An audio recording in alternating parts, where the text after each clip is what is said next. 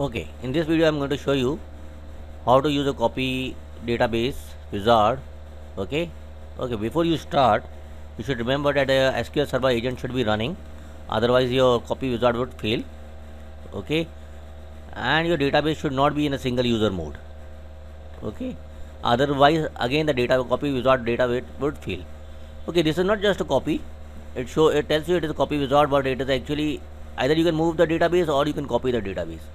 Okay, now let's start with the pubs database. Let's start the task. I'm saying okay, let's go to the copy database, select next. Now this is the source server, you can select from here. This is the source. I am going to keep the source and the destination same this time. You can choose a different one. Next.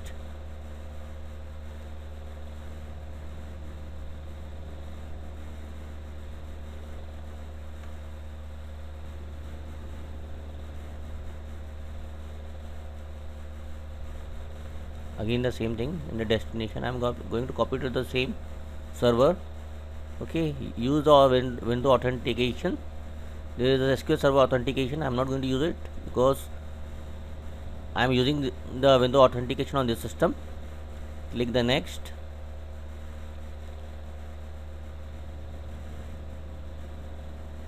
Okay, there we have another screen coming up.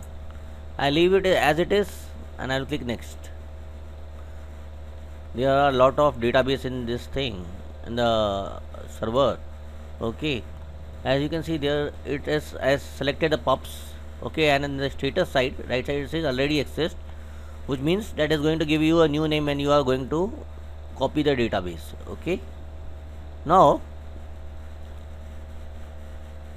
as you can see, all the master database, okay, they don't have any checkbox on the side because you cannot move or copy the master database or model database or MSDB, okay, or AtemptDB. Okay, these are system database cannot be copied or moved. Okay, and in the other case, as you see, because it is the same source and the destination is same, you will see that all the database already exist. Okay, while if it was different, in some of the database it may show you already exists, while the rest it may not show you, or it may not show you at all. Okay, I am going to click next. Here we are. It has added a new word to the end of the pubs.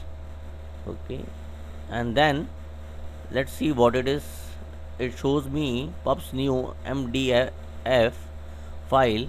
Okay, 2.2, and it is also showing me the destination folder and the status is okay.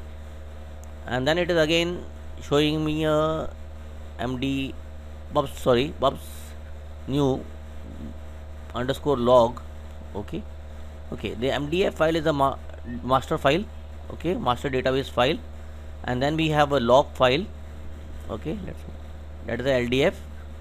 Okay, it is showing me the size, it is showing me the location of the file. If I want to see the location, I can make it a little bit bigger and see it what the location is, and the status is okay. Okay, this is the location. Now it has giving me two radio version options. Okay, stop the transfer if the database or the file with the same name exists at the destination. One. Second is drop any database on the destination server with the same name and then continue with the data transfer, overwriting the existing database. Okay, I would rather choose the first one.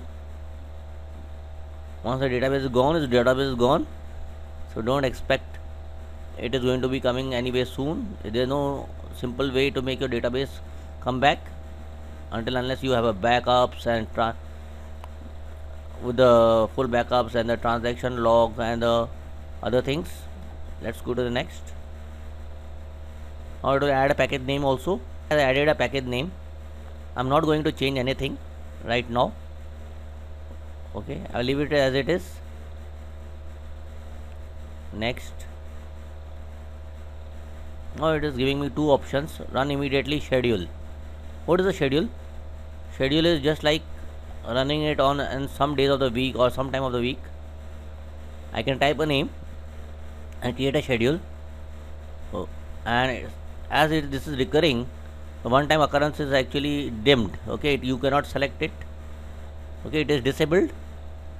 So suppose if I go and select one time, it will enable the one time and it will disable the rest. Okay, now let's go and select again recurring.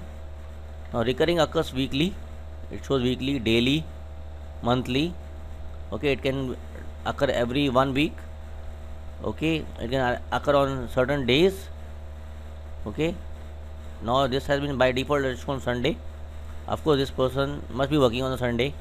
If you are working on a Sunday, you can also do the same thing, run these jobs. Okay, or you can run it on any weekends or depending upon what you want. Okay, occurrence at, this is the time, occurrence every 1 hour, every 1 minute also is there. Okay, this is a critical scenario, 1 second, 1 month, 1 minute. Okay, I don't understand what they are there for. Anyway, if it's there, let's leave it there. It's starting and ending. It has given the starting and ending time also. I don't know how it's going to work with the starting and ending, because the thing is that once it starts, it has to complete the job. So occur once at start date. This is the duration, and then there is a description that it has been actually creating on its own. Okay, now let's select. I have not given the name, so I will leave it as it is. I am going to run it immediately. Okay, I go and run immediately and select next.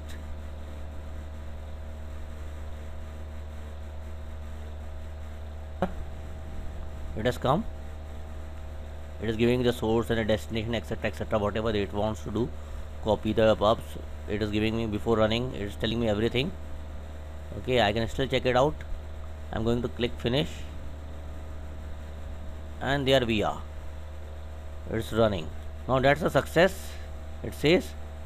I'm going to close it, and we should have a new database here with the pubs new. I'm going to select the refresh. It has copied the database, and I have a copy of the database. That's all in this video. More in the next.